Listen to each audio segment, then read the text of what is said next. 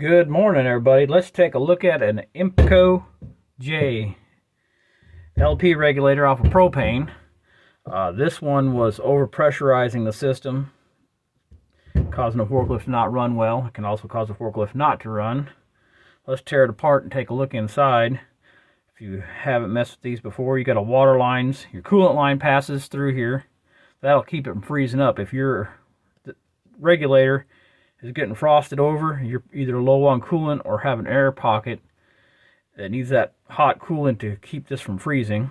There's your propane line in on top and a port on either side where your propane line runs to your mixer. This takes liquid propane, converts it down to low pressure vapor to run your forklift. There's a test port here. If you were to plug a pressure gauge into this, a good working one, you should be putting out 3.5 to 5 psi. And if you want to measure it where it comes to the mixer, that's actually like a water column type measurement. Let's take this booger apart and see what we can see.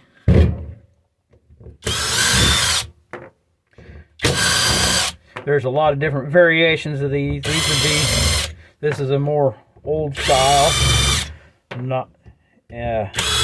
They do have rebuild kits for them, but generally you're going to be better off just replacing the whole thing. And an older truck, there's another device that looks similar to this. That's your lock off that works off a vacuum. It probably wouldn't hurt to replace that while you're at it if they look like they're about the same age. The lock off has a diaphragm in it that'll get hard and not work. All right, let's see. Come on now. She's stuck like Chuck.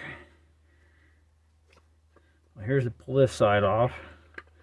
Come off. There's your diaphragm that will pump that. You can see here's your propane passages. This is the output side that goes to your mixer. That's where your low pressure will come through from the other side and run out to your LP mixer. Diaphragms, these will get hard or tore, or this one ain't too terrible bad shape. It's a little stretched, but let's take this apart. This looks kind of similar to the needle and seat in an old carburetor. Pull that out. You got a pivot pin, a spring. These will get wore in a leak. That one seems to be in decent shape. Still pretty pliable, movable. There's not a whole lot to them, but you got to have them working right if you want them to run. If I can stay in frame here for the camera. Alright, there's the second diaphragm. She's a little stuck. Alright, here we go.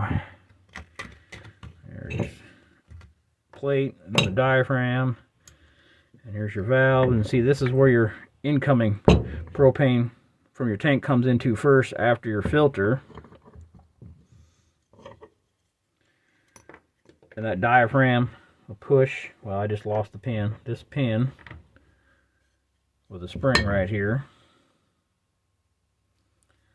And that'll control your propane coming in. I said this one was over pressurizing, so the spring pushes against this plate here with another seal, and don't have no spring left to it. That's probably why this one was over pressurizing. And there's this passage. There's your water line passing through, and your propane comes in and just through your different channels with your diaphragms pumping. And that's what you get. Good way to tell on these older systems like that, if your forklift's not running at all, take where your propane line comes off of here to your mixer. You take that off and the lift will try and start and then die. You're probably flooding it with propane. And you can kind of hold that hose where you took it off the mixer and move it back and forth and see if your forklift will run. That's a good indication for seeing whether or not you got too much fuel.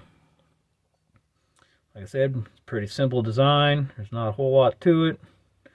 There are rebuild kits, but I found generally you're just better off to go ahead and replace the whole thing. Like I said, this is an older model. New forklifts will be got electronics to them and electric lock-offs, and I actually have an electronic regulator that we can do another video on.